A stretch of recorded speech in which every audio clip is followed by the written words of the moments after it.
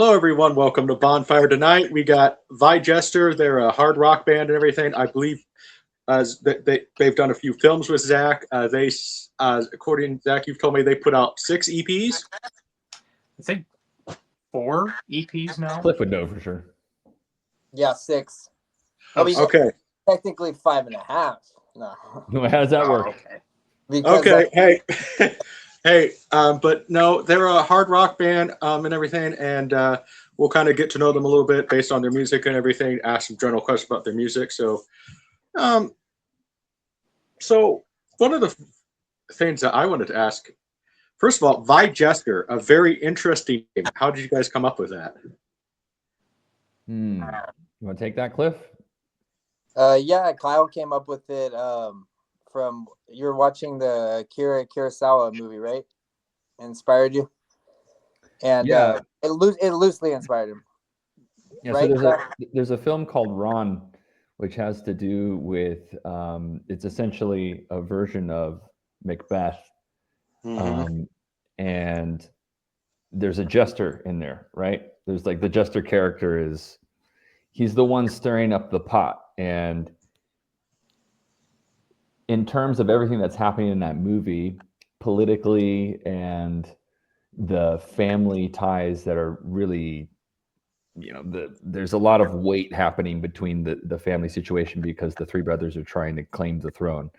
The jester character is the one who's always bringing up the things that won't be said, right? But in a comical way that breaks the ice in front of everybody. And sometimes it's not comical and they want to hurt him and they want to like kill him, but he's saying the things that need to be said, uncovering the dark truths of the situation or the tension and things like that. So that's the jester aspect. I always really liked that role of what the jester does in society. Modern comedians like maybe like a Joe Rogan or people like that who have any type of political commentary, that's what they do. They say the things that need to be said or that other people won't say, but they do it in a way that can be received well because they put some a comedy spin onto it. And Vi is Kyle, say, Vi is the SEO aspect. What do you mean? Because I remember you saying nobody would find it. That's why I put Vi, because it's not used in any other band. SEO. Oh, right. Yeah, Cliff has joking about that, but no. Cliff has a good marketing strategy angle for everything, and we did agree that this idea of using the word vie, which I really like because I'm into prize fighting, boxing, and kickboxing. It's a prize fighting term. To vie for something is to compete for it, like to do your best to try to be on top. And Cliff, we had to talk about it when we were coming up with the name, and we're like, yeah, this is, at least it's unique. We're going to be one of the only ones in this category. And so when you look us up, you won't find any. Like a lot of bands struggle with, like for instance, like the band Live, like try to find live music. Like they'll never get found.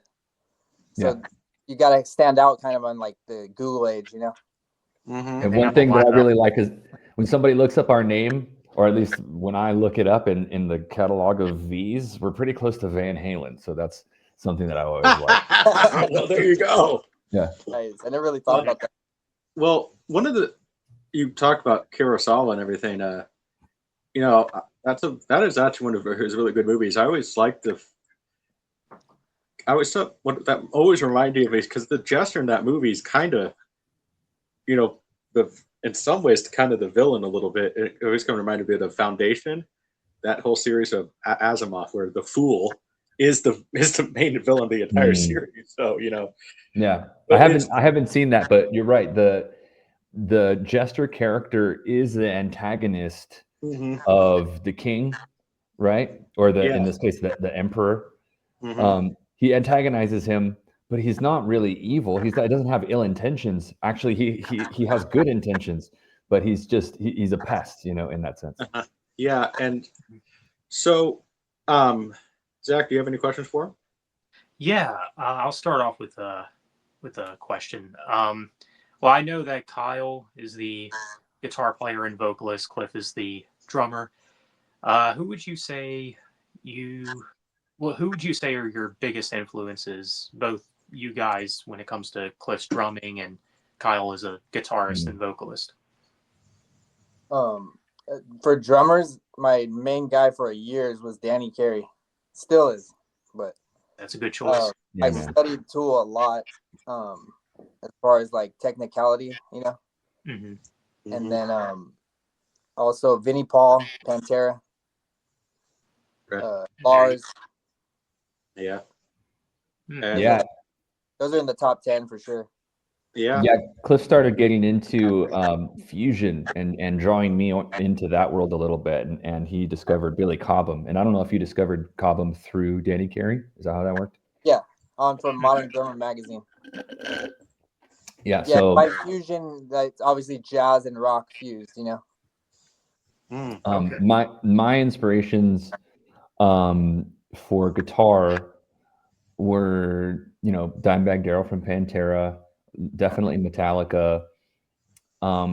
What I didn't realize was actually a big part of my influence until I actually got a 7-string guitar is Korn, because I was playing 6-string guitars for a long time and kind of getting these like dissonant, grungy type sounds, but in a metal type of a way, and trying to replicate these deeper sounds that Korn was doing with their 7 strings. It wasn't until I actually got a 7-string guitar and we wrote a song called Chrysalis, I realized I actually do get a lot of inspiration from Korn, but in terms of the harmonic aspect, because I was never able to play Korn. I only ever had a 6-string guitar. So, Pantera, Metallica, Megadeth, all these bands I was able to play, Black Sabbath, because I had a 6-string guitar, but I never actually learned the technical side of Korn, but it was the harmonic sounds that they created in their music that I always loved.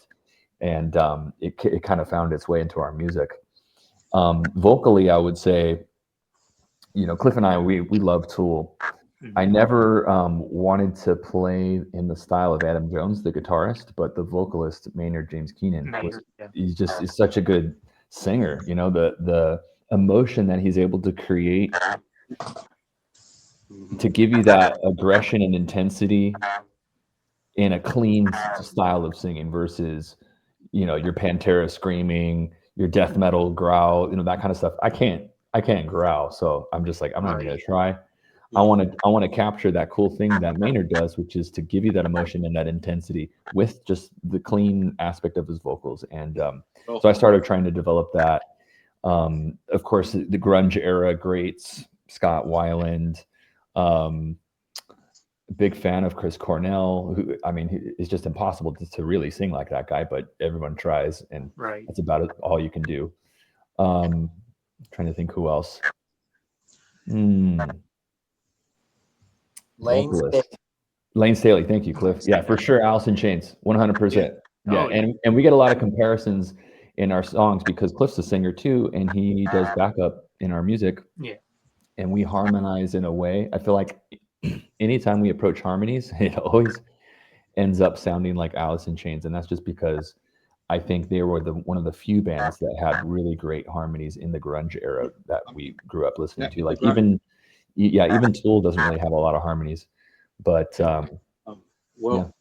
hopefully, if you guys are big Tool fans, hopefully when you guys actually release albums, you guys won't let your fans wait 10 years for another album. So oh my God, it feels like that. It feels like that sometimes. I love. Well, it is easy to see the Tool influences for sure. Oh yeah, especially when you check them out. I guess let's see. Well, Zach kind of introduced me to you guys' music. I did hear the Tool influence in some, but and you can see your guys' influence, and that's what I liked about it. I could see some Tool, even some. I could see some Pantera a little bit, and heck, I would even sit there and say maybe a little bit of even Pantera a little bit. Maybe you guys didn't really intend on this, but Pantera even before Phil, those albums too a little bit, because the power metal years. Yeah, a little bit, Yeah. Terry Glaze. Terry Glaze was the name of the singer. Yeah, they had some bangers on there. Yeah, I know. Well, nobody talks about that era of Pantera. I'm like, it's on Spotify. Find it on YouTube. Yeah. I know. Well, in that style of music, we probably, well, I know I did, Cliff too. We leaned more towards Iron Maiden, so like probably the ultimate power metal band. Oh, yes. More so than the early Pantera stuff, but I want to say like Power Slave is my top Iron Maiden album by far. Yeah. Second favorite. Oh, really? Yeah, Seventh Son of the Seventh Son's at number 1. Oh, wow. I I gotta go. listen to Nice. that one more Yeah. because Yeah. I don't know why like Power Slave, like I just always want to listen to it. Yeah. Yes. It's a great one.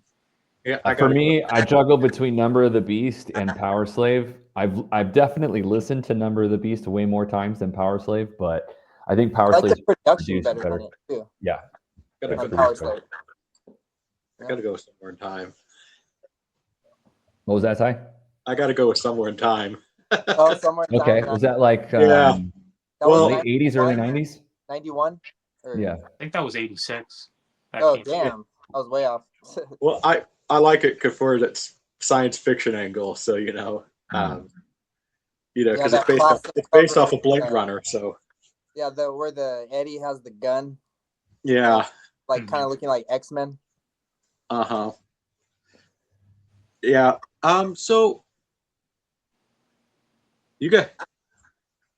All right. So you guys mentioned. Well, Kyle mentioned Black Sabbath there. So who, besides Ozzy, because we all know everybody's going to say Ozzy, who's the best Black Sabbath singer? And because we could even say Dio too. But like, I always liked the fact that Black Sabbath, they continued on without Ozzy and Dio. So Yeah, I mean, so because I'm a huge fan of the Tony Martin era. So because I think it's great. listened to it a little bit, but I didn't like listen to it that much. Yeah. But Just Dio for me. Dio. Even though he said we can't say Dio, I'm still saying Dio. Ozzy, obviously, he created that whole era and that whole sound with Sabbath in the early years, but Dio's. How do you follow Ozzy? How do you do that? And somehow Dio was able to create his own identity and lead the band. I would say even better than maybe the other band that you can compare that to, where you had a great lead singer first and then another lead singer that a lot of people even maybe preferred, which was Van Halen, right? Van Halen went from David Lee Roth to Sammy Hagar.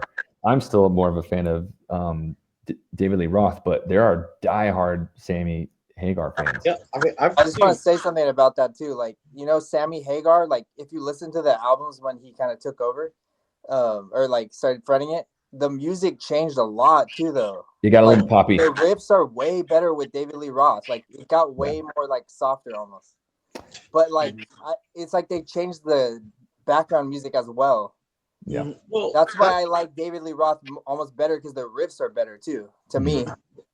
Well, it's one of the things, like even in order to make your replacement singer successful, I mean, look at Maiden, for example, I mean, I don't know if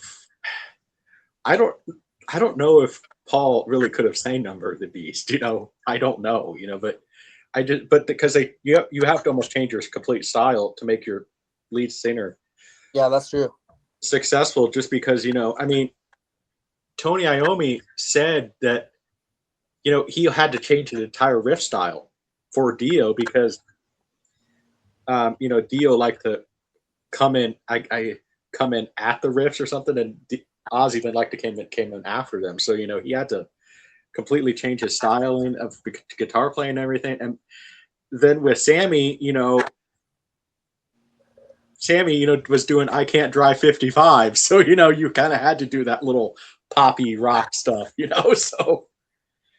And then the very underrated era of Sammy, Montrose. So. Yeah. So. And Sammy Hagar was like from where we grew up, not that far. Cool. Fontana. Cool. I didn't know that. But we gotta get Zach though into Montrose. So Okay. I've checked them out. They're pretty good. yes, He was pretty young in that too, huh? Like early 20s. yes. This was Sammy's first band. So Interesting. But so you guys gotten any? I don't know. Got any funny any funny touring stories or anything really you want to share or not really? I'm trying to think. Hopefully no Ozzy stuff where he snorted ants and stuff like that. So plenty of gigs that went rough. We've got those stories. But equipment just wouldn't work, or maybe getting a little bit belligerent after the show. But I feel like we've always been pretty good about keeping it under control during our performances or leading up to it, and then we party and have a good time if we're out in Hollywood after the show. Yeah. Oh yeah, I thought of a funny story. It's involving my friend, this guy Mark Duran, that we know. He went to the a show with us, and was helping Kyle as a guitar tech, and then he freaking disappeared, and I was his ride, and we never talked to him again. And then I was all worried about him, and his phone was off. And then the next morning he showed up, and he was so hammered and out of it. He got a ride somehow. And then he was I befriended the bartender. I disappeared. I don't know where I went. And then he's I have to call my mom to give me a ride home. And then he left his jacket in my car, and he's like, dude, I just got that jacket. Can I come by your house and pick it up? And then I was like, yeah, come by. He never picked it up. Years later, he texted me oh, what about that jacket? Remember that jacket I lost when I was drunk years ago? 3 or 4 years later, he's like, I still want to get that jacket. But he said he ended up befriending the freaking bartender at the Viper Room and hanging out with her all night and disappeared. That's just one story that stood out to me right now. That's kind of funny. Well, that's I mean, that definitely is a funny one. I was not expecting that one. I had a buddy of mine that actually fell asleep at the bar, and the bartender woke him up the next morning. So, oh wow, surprised he didn't get kicked out. It depends on the bar, I guess. That wouldn't fly in Hollywood. Small town bar. So he just passed out, and next morning woke up. So no. Let's see. So, you did some you guys did some movies with Zach and everything in his early days of filming. Yeah. How it was in 2020, right? Or 2019? Yeah, well, I think Cliff was in Revival Zone, which was... Yeah, let me reenact my scene.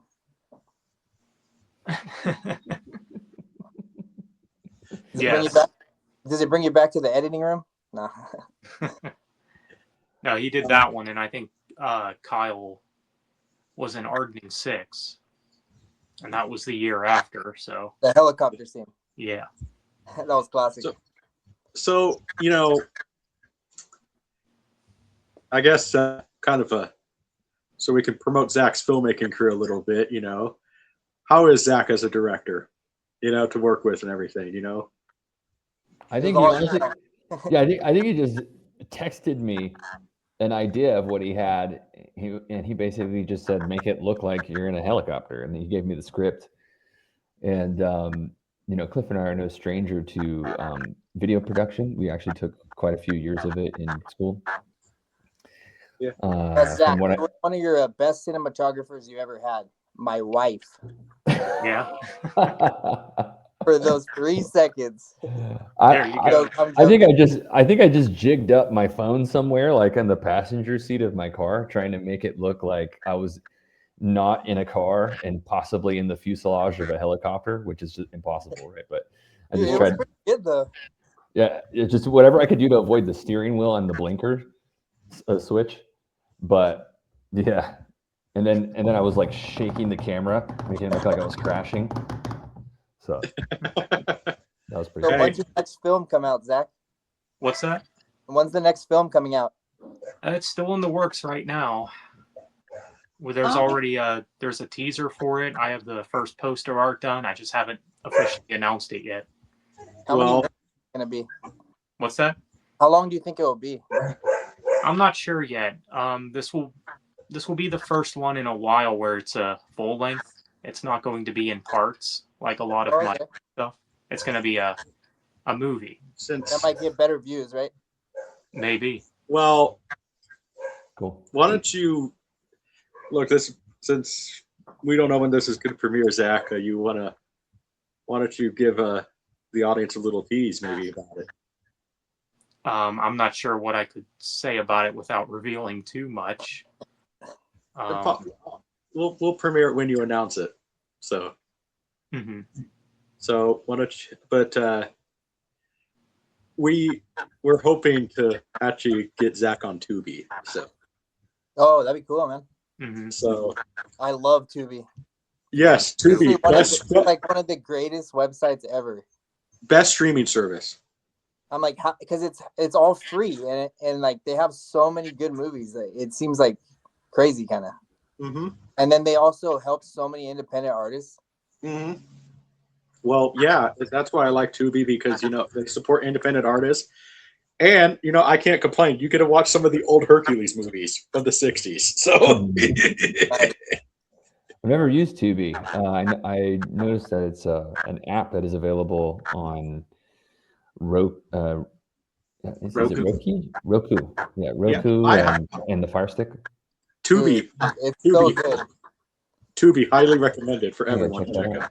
Because like the only thing that makes it so great is they always have like A+ movies Mm-hmm.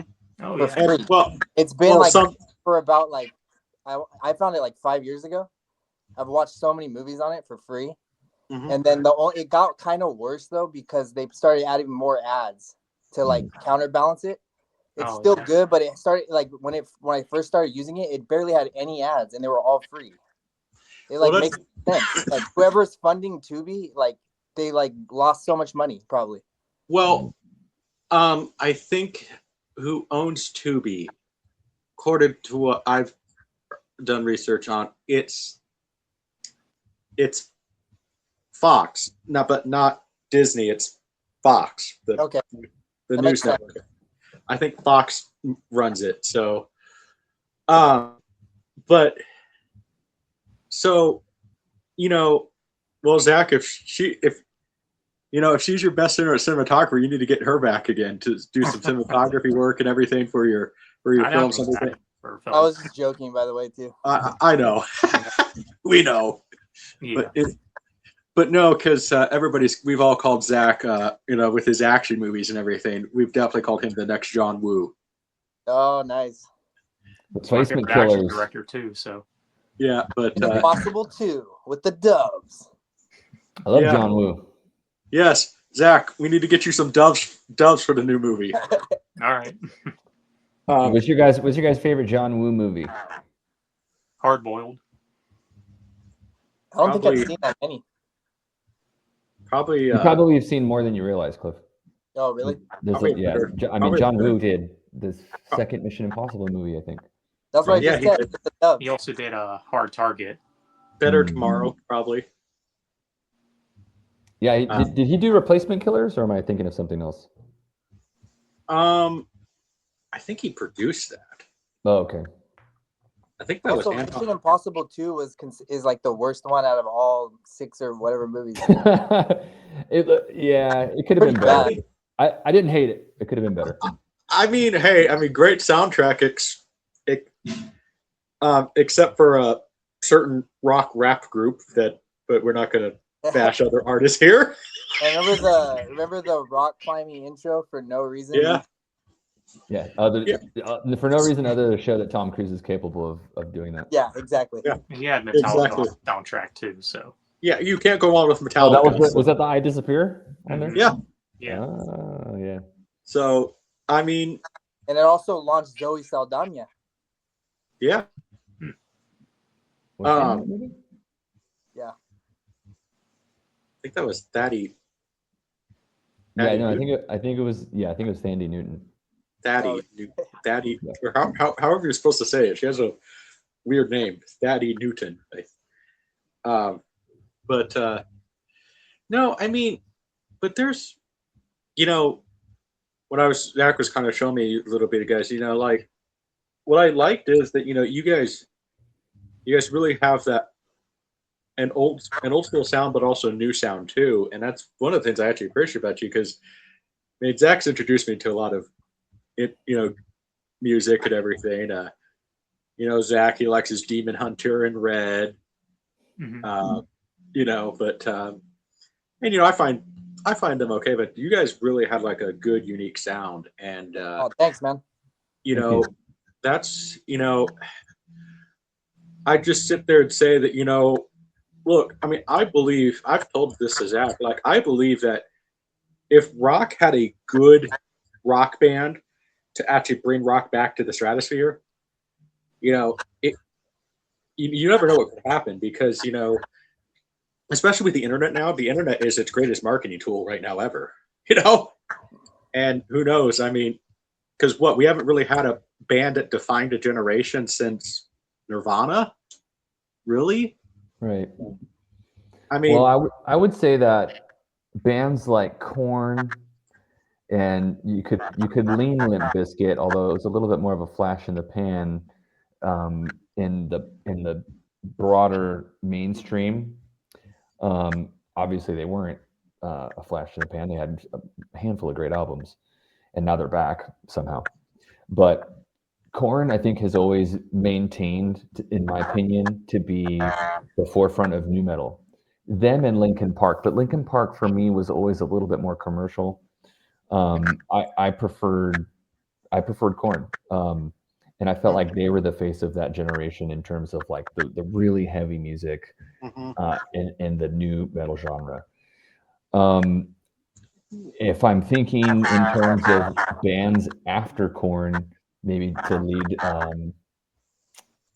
the 2010 era, I don't know. Cliff, what do you think? I can't really think of anything that broke into the mainstream with rock music After Korn, after Korn, yeah. System of a Down. Oh yeah, System was a big one too. Yeah, that's right. Huge. Well, they came out around the same time as Korn. Yeah. Right. Yeah, they're contemporaries for sure. Yeah, I think when you mentioned Korn and Linkin Park, well, I also think that Korn is more consistent and just has a better discography than Linkin Park too. That's my opinion, at least. Yeah, no, I agree. I agree. I Yeah. think Linkin Park, because they had a more commercial sound, Right. they definitely got a lot more action in terms of soundtracks and radio play and stuff like that. Exactly. I mean, I think the Linkin Park song was on almost like every Transformer movie. Yeah. Well, when you grow up in rural Kansas, you're introduced to a lot of these newer bands and everything, but you kind of always listen to what's on the radio. Shout out to 98.9 The Rock.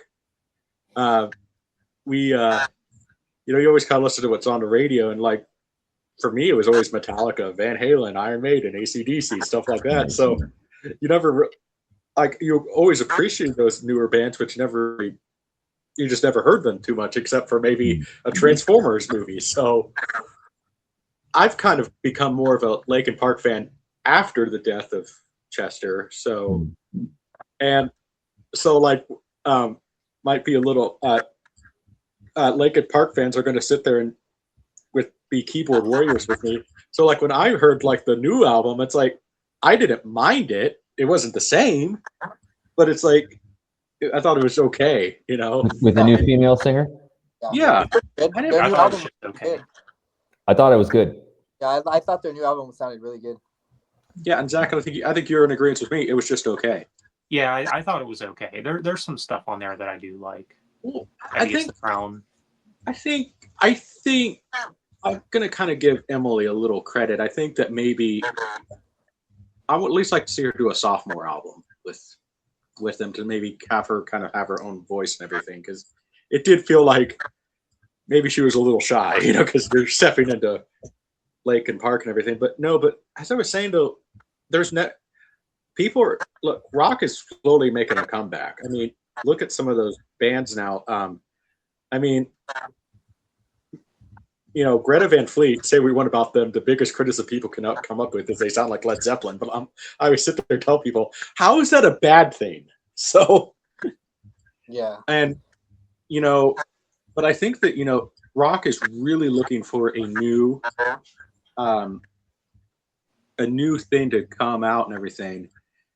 And, who knows? It could be you guys when that first album comes out. And I hope it is, because I thought you guys sounded pretty good and everything. And who knows? Maybe if the album's really successful, you guys can beat Thriller. Yeah. Thriller? Wow. I mean, that era of selling records we're just in such different times. But thank you so much. And now you're fucking with me. Hey, thank you for the kind words. Well, yeah. Hey, I with the advent of the internet, I think if you use the internet to market the band, I mean, records could go through the roof, especially if you sit there, say, buy us on physical, and all this stuff and promote. Yeah, we've been talking about that a lot lately. Yeah. Yeah, I have a couple of things to say about this idea of a band like us being able to break into the mainstream. So I think first of all, as an independent band, you have to have that whatever that viral thing is. Hey, Pop. And my family just came in. You have to have that viral thing that sends you into the consciousness of, the population wherever you're at, even maybe globally, right? But there has to be something unique, exciting, different. I think for our band, we're not actually really looking for that necessarily. We're just trying to write our favorite kind of music and express ourselves. And exactly, if people like to listen to it, I think the people who are going to listen to it are our generation of people. But if younger people want to listen to it, that's great too. Ideally, our message just gets out there to the people who want to hear it with the music that we're writing. So, for example, we released a song called Chrysalis lately that has a very kind of political, I think it's more of a human story than a political story, but it has a message there. And it's set in the backdrop of a song which is kind of ballady at first, and then it gets really heavy to kind of create the intensity of the music. So, and my whole point being that if the message is relatable to a certain group of people, and you also like the style of music that we're writing in, which, how you mentioned before, has the elements of the old, has the elements of the new, right? So we're walking this kind of fine line in between them. If that's attractive to people, then we're glad to continue writing music for it. And some of the best songs in the world, were written about the times. I mean, look at CCR. CCR made their entire career based on the times in the 60s, and that's what great music is about. Usually it's about the times that they lived in, but in some way it's timeless, because, you could listen to Fortunate Son today. Yeah. It's still is the same meaning and everything else. So 100%. Because, and that's the good thing about music is, there's some we can always relate to something. But Zach, do you want to add anything, or? Yeah, I feel like there was. I think it's like a case like me, right? Like I'm not trying to get into Hollywood, like I want to be like independent, and I think that's maybe kind of a similar case with you guys. Well, and that's one thing with, like, I still want to be independent too, but that's the thing is now with I mean, we're living in a world now where, like, it's very interesting, with one thing you could be all of a sudden a famous guy and you're just an average Joe hillbilly from Alabama, so well, what I want to say about what Zach just mentioned about being happy, being independent, and not wanting to go into Hollywood. Mhm. The music industry is definitely unique right now, and Cliff and I didn't have the intention of being independent for our entire career. If we were able to get onto a label, we would have loved to be able to do that. But we've been able to find our own style of production, our own style of songwriting, our own style of art, and creating music videos in a way that expresses ourselves really well. Does that become different? Like when you've got funding from a label or a production company that wants you to look a certain way or sound a certain way because that's what's selling. You've got the external pressures that we don't have to bother with. Mhm.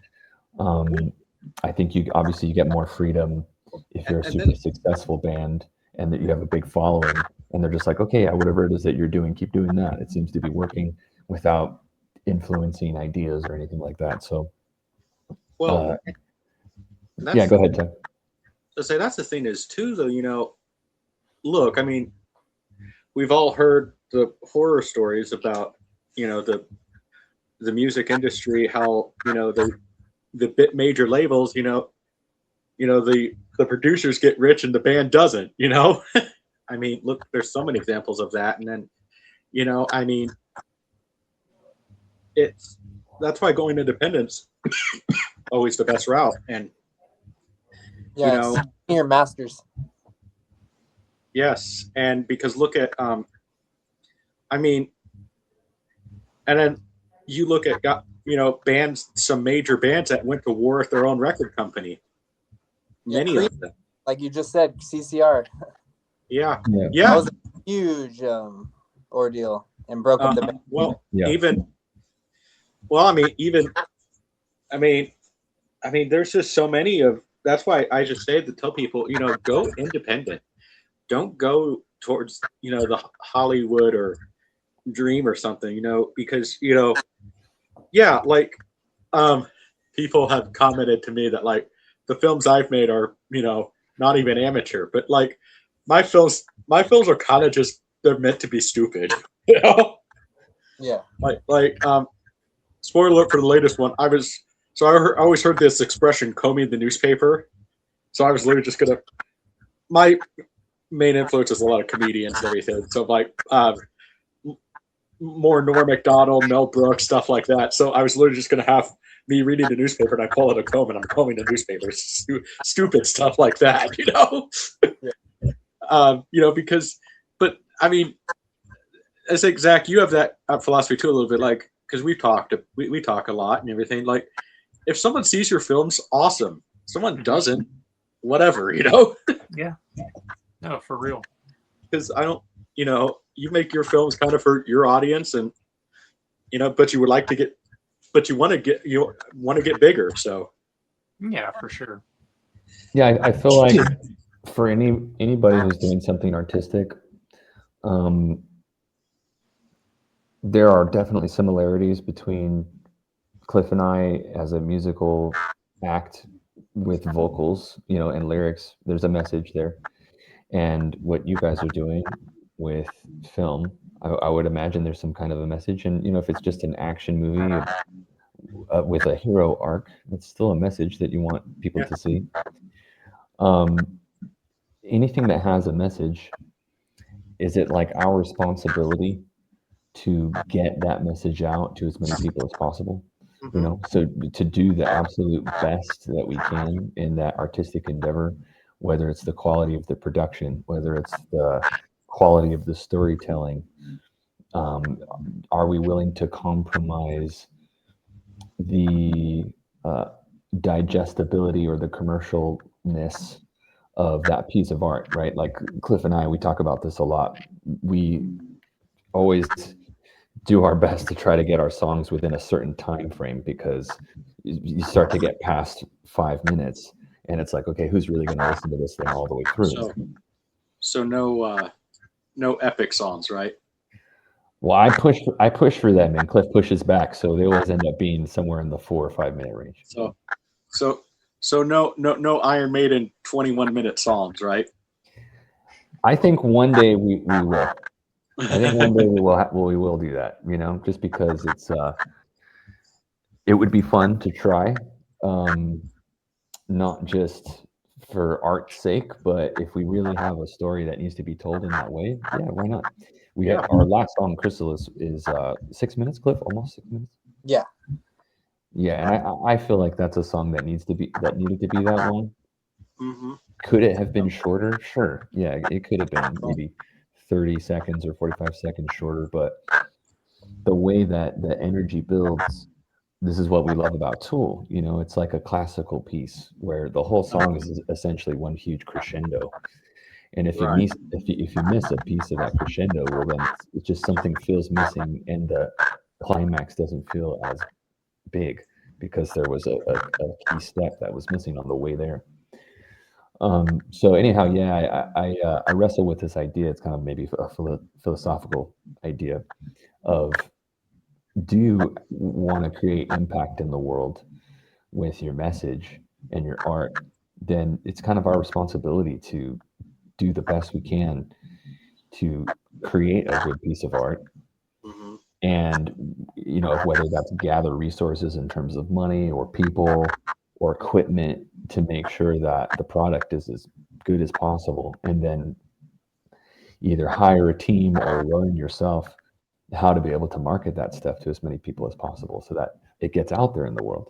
Right. We get a lot of really good feedback whenever Cliff does his amazing meta ads. It's like a freaking science.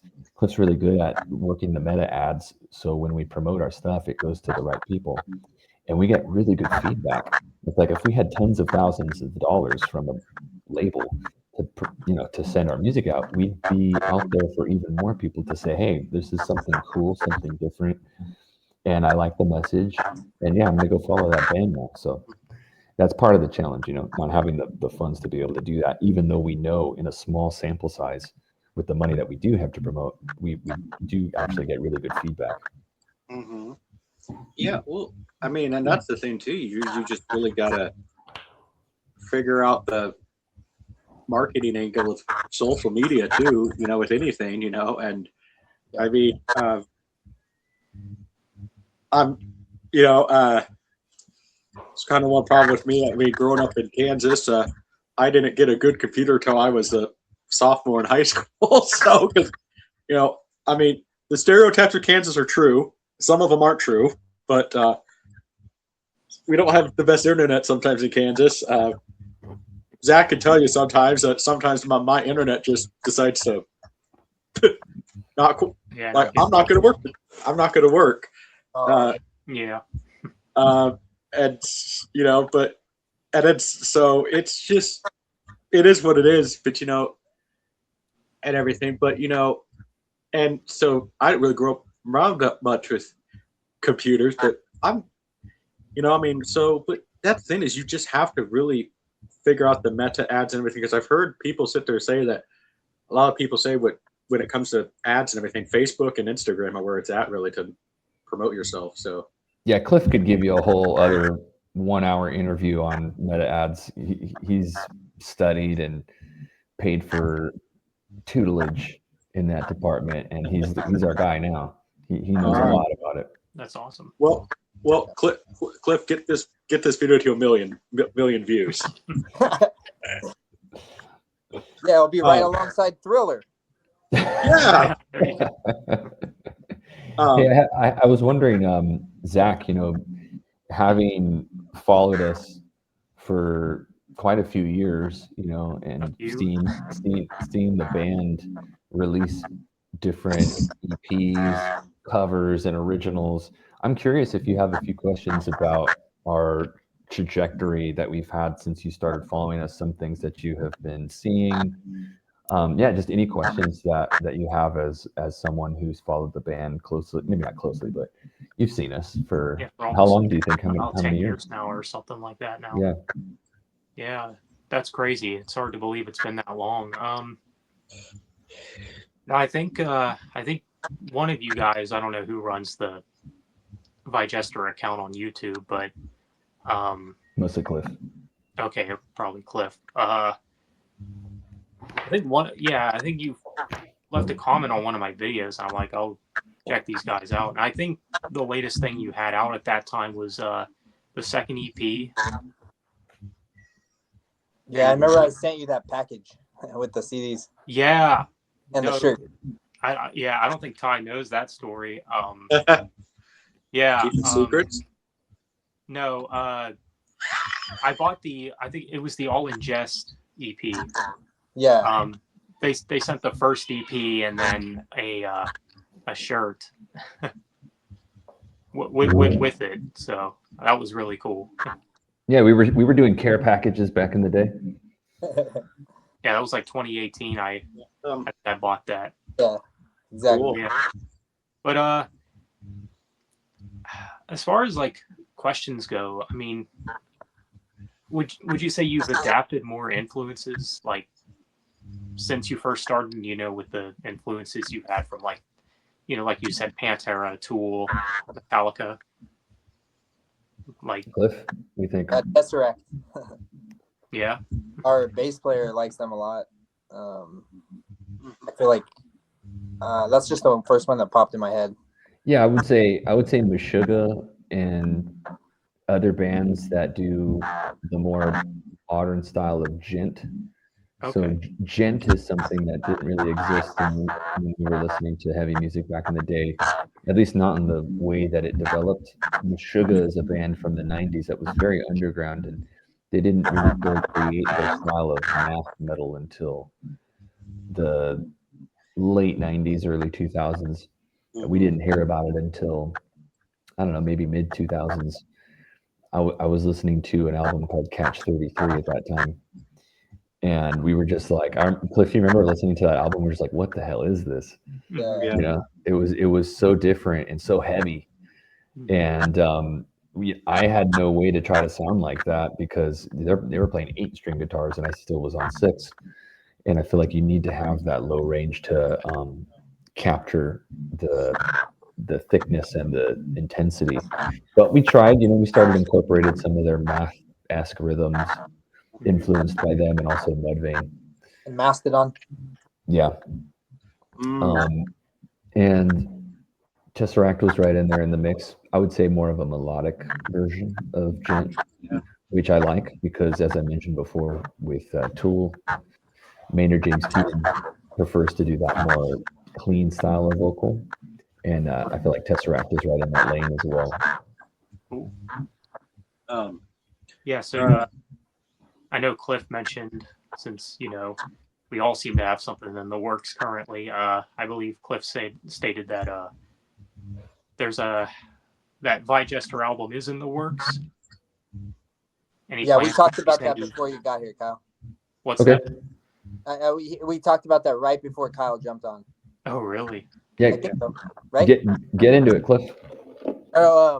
Like the album's halfway like recorded, and we're just finishing the last 4 songs. Yeah. Oh, nice. As of recording this video, yeah. But let us know when the album comes out. Maybe when I'll upload it then. But hey, when the album comes out, everyone, go ahead and buy it. Where can they buy your guys' album? When it comes out, iTunes. If people really want to support that way, that's kind of like one of the best ways. Because you get the most the band gets most of the money for that. It's not much, but and physical media release, or it's crazy because one sale of an iTunes song equals 150 streams. So so much better. Yeah, we're looking at a physical release maybe. I think Cliff and I will have to strategize on what we want to do in terms of a physical release, because it's almost not really worth our while to spend the money to create discs. For fans to have something tangible, that's cool and exciting. We'll have to look at what's popular and what people are doing these days to create something that is interesting. It would have to almost be like a collector's item, essentially. To have something unique that you can't actually get streaming. So maybe like special versions of the songs, maybe like 2 albums. I'm just kind of getting ideas off the top of my head. Maybe like a double disc of like the songs and then like the demo version of them, or a second take, something like that, to make it worth somebody actually going to buy a disc if they really cared to do that. Right. Mm-hmm. Well, I just kind of want to. I don't really want some issues with storage with my phone because we're getting about to the hour mark. But so, is there? Where can people support the band? All that stuff, and as we wrap up here, and as we're kind of promoting a little bit of maybe the album that's possibly coming out, do we have a release date or not yet? No date yet, but I think we're hoping to get it out before the end of the year to finish the next 4 songs of the album. You say Christmas, maybe? We'd probably want to try to put it out before Christmas, right, Cliff? Yeah, we want to. I don't think Christmas is like an ideal album release time. So maybe like November time. October, maybe? Nothing finalized yet, but that would be the goal, is November sometime. Yeah, and then also subscribe to our YouTube channel, and then also just follow us on Spotify. Yeah, Okay. follow us on Instagram, Spotify, everywhere we're streaming music. If you guys want the links and everything, the links will be down in the comments. I can even have I'll even basically I'll send it to you unlisted, and the just put the links in the comment for the Vie Jester YouTube channel, all your guys' stuff and everything, and I'll even put it in the description too. But sometimes people don't check the description. Yeah. So you just leave it down in the comments if you can, Cliff. Okay, cool. But so go check these guys out. And look, as someone who, I'll admit, I could kind of be a bit of the guy who's a little picky when it comes to newer rock and everything. I was actually pretty impressed with Vie Jester, guys. So Thank you. I think that Thank you for saying the name right. You mean Vie Jester? Yeah. Right. It's usually what we Talk about a funny story. We so many times we played a show and they introduced us as that. Vie Jester. Yeah, that's maybe one of our Almost funny like- tour stories. Is when we travel, not even when we travel, like we're local LA, so we go to Hollywood, and we're excited to be on some stage in a club in Hollywood, and they announce this as So the rainbow introduces you guys as Vie Jester, not Vie Jester. It's always Vie Jester, right? I think the whiskey did once.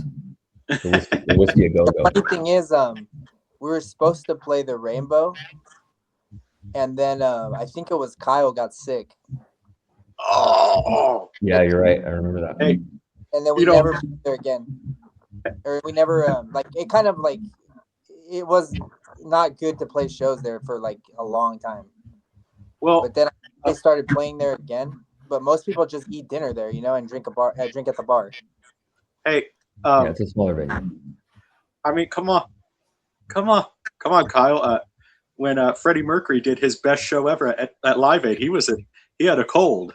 So Nice. Michael, come on, the show must go on, dude.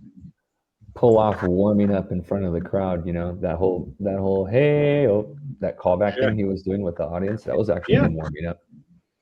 Yeah, well, like I said, what was it? Ozzy. I mean, there's been a couple times I've heard the stories about how even Ozzy went out not feeling good at all. I mean, heck, look at his last concert. He was definitely not feeling good. But so but the show must go on, I guess. So it's funny. I was just about to say that because that was the exact phrase that the manager told me, because he was upset when I canceled because I was sick. He was upset, and he goes, "You know what, man?" He goes, "You know what? Sometimes you just got to do what you got to do. The show must go on." And I didn't even know this guy. I'm just on the phone telling him I'm sick and I can't do it. And he was pissed off. But I get it. Hey, I mean, I went to a Joan Jett concert, and I've actually got to meet Joan Jett a few times. One of the last times I saw her, you could kind of tell Joan was not feeling too good. Come to find out, I guess she had the flu. So, I mean, I've seen Rob Zombie. I know we got to wrap things up, but I want to end with this story. And this is a bit of a mystical story. So Rob Zombie, yeah, thank you. That sets the stage. You can add a graphic. This was, I don't even remember the year, 2017. In Arizona, there was an event called Monster Mash. And it had Tool, Linkin Park, Rob Zombie, Deftones, Primus, and a couple other bands, if you can believe it. It was such a great lineup. And anyway, Rob Zombie was headlining one night, and he sounded like absolute dog shit. The first two songs, he tried his best. You know, he was just, everybody could tell he was struggling. It felt so bad for him. I was like, man, I love Rob Zombie. I've seen him a handful of times, and he sounded so bad. So anyway, halfway through the second song, he was just like, just told his band, he's like, stop, guys, stop. He addresses the crowd. He's like, guys, I got to tell you, I'm sorry, but I'm sick. He's like, I'm fighting a sore throat and a cold. He was like, I didn't want to miss tonight because it's Halloween and this is so important to be here at this event. He was like, but I can't sing right now. He's like, my voice is thrashed. He's like, I need your help right now. I need you guys to help heal me. And everyone's just kind of looking around like, what? You know, I think I maybe had a few puffs and I was really confused. I was like, what's going on right now? He's like, all right, everybody, I need you to chant with me. Zombie heal. And he goes like this. I want you to say zombie heal and wave your hands at me. And so the whole crowd started doing it. Zombie heal. And every time they said heal, he would fly back on the floor and start wiggling around. And we did it. I mean, it sounds crazy, but we did it for like 5 minutes at least.